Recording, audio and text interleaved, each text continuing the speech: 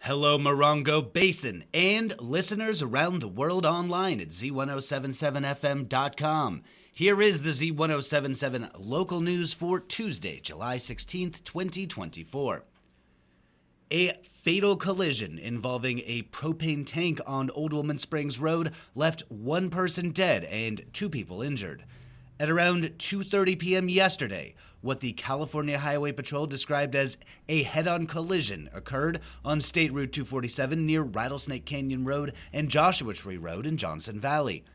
Information provided by the CHP indicates that one of the vehicles was a commercial truck carrying several propane canisters, and that the tanks led to a fire that engulfed the truck and the other car involved in the collision. The fire was extinguished by 3:15 p.m. David Bell, an 84-year-old resident of Palm Desert, was pronounced dead at the scene. It is currently unknown whether his death is related to the initial collision or the subsequent fire. A representative with the San Bernardino County Fire Department said that, in addition to the fatality, two people were injured in the collision and taken to a hospital for treatment. Z107.7 has contacted CHP for additional details on this incident. We will update this story as we learn more. At last week's meeting of the Landers Homestead Valley Association, guest speaker Marina West, the general manager at the Bighorn Desert View Water Agency, gave the audience of nearly 50 people an overview of what the Little Water Agency is doing with the more than $12 million in state grant funds that have come into the district in the last 3 years. Reporter Mike Lipsitz is here to tell us what she said. West said that ultimately, the grants will allow the water agency to realize some long-time goals by creating a number of efficiencies and securing long-term groundwater sustainability. The first project, now 3/4 complete, is a new production well to replace a failed well near Goat Mountain. Project 2 is the physical consolidation of the Goat Mountain Improvement District with the rest of the agency's infrastructure. And Project 3 will see roughly 4 miles of new pipe go into the ground to create an emergency intertie with High Desert Water District, as well as facilitate the blending of water from different sources, a practice commonly used to reduce the levels of certain naturally occurring contaminants. West explained that without the grant funds, the cost of the projects would ultimately fall on the shoulders of the district's ratepayers in Landers and Flamingo Heights. Reporting for Z107.7 News, this is Mike Lipsitz. The Yucca Valley Town Council meets tonight and will be briefed on public projects currently in development. Here is reporter Adeline J. Wells with more on the docket for tonight's meeting.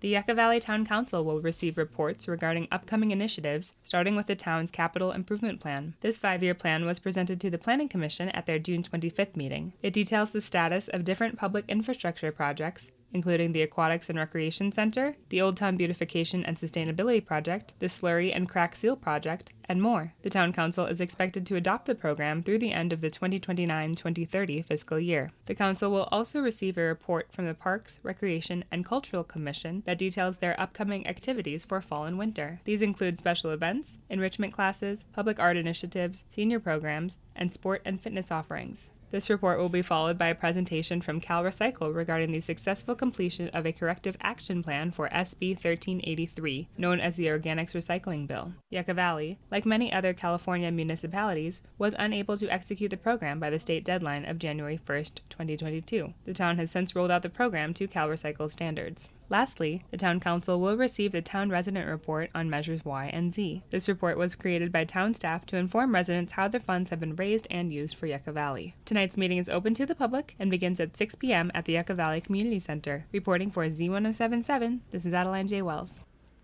Tonight, the Morongo Valley nonprofit Rawson Road Improvement will be holding their first official meeting in Covington Park's multipurpose room at 6 p.m. Reporter Gabriel Hart tells us more about who the Rawson Road Improvement Group are and what they'll be discussing at these meetings. Rawson Road Improvement is the local nonprofit seeking to form a special roads district for a section of Morongo Valley, where residential dirt roads are difficult to navigate due to erosion and other issues. Rawson Road Improvement's focus is on the north side of Highway 62, between Big Morongo Canyon and Desert Willow, and to the north at Panorama, Cheyenne, and Northridge. At tonight's meeting, they will be discussing the final boundaries for the project, as well as making a special announcement regarding a substantial donation given by a local office to fund the initial half of the project. For more information on Rawson Road improvement, please visit crappyroads92256.com.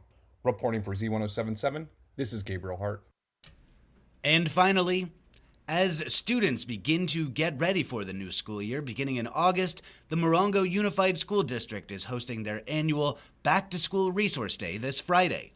Students of all ages will be able to pick up a free backpack filled with school supplies, books, boxes of food, and dental kits. The school district will also be providing information about immunizations and physicals to help students meet the qualifications for enrollment.